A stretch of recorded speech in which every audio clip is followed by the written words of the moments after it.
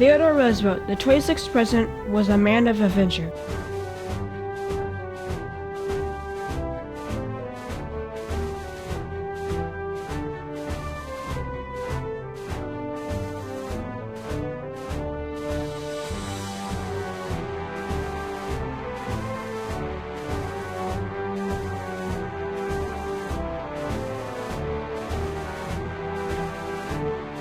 But of all his accomplishments, there was one he did not live to see.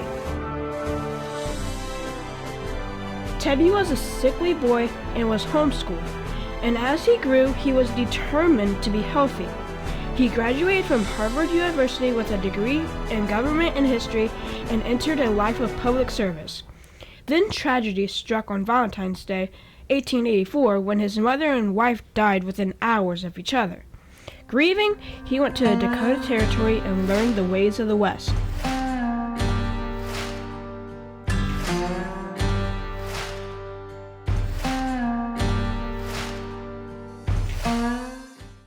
Teddy returned to New York 2 years later and became the mayor, later Assistant Secretary of the Navy.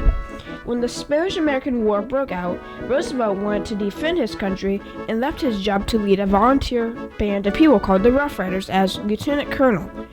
They trained for a couple weeks in Tampa before embarking to Cuba.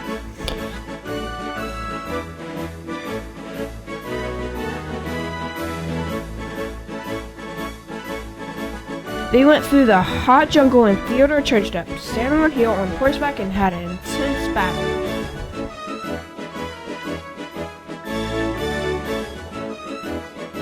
After the battle, some of his regiments got the Medal of Honor, but Theodore Roosevelt didn't.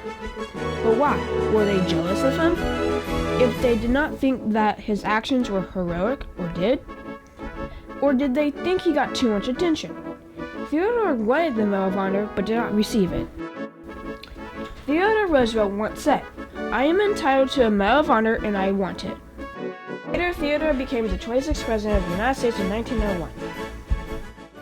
Then on January 6, 1919, Theodore Roosevelt died.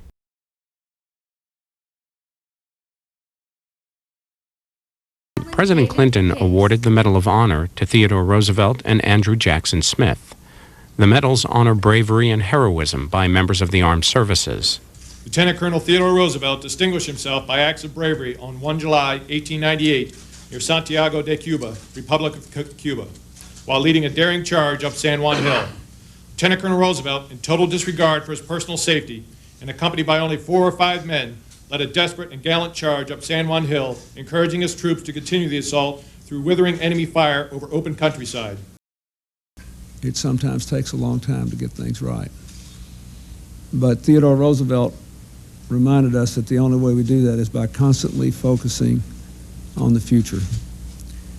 And that's really what we're celebrating here today. 2 people who changed America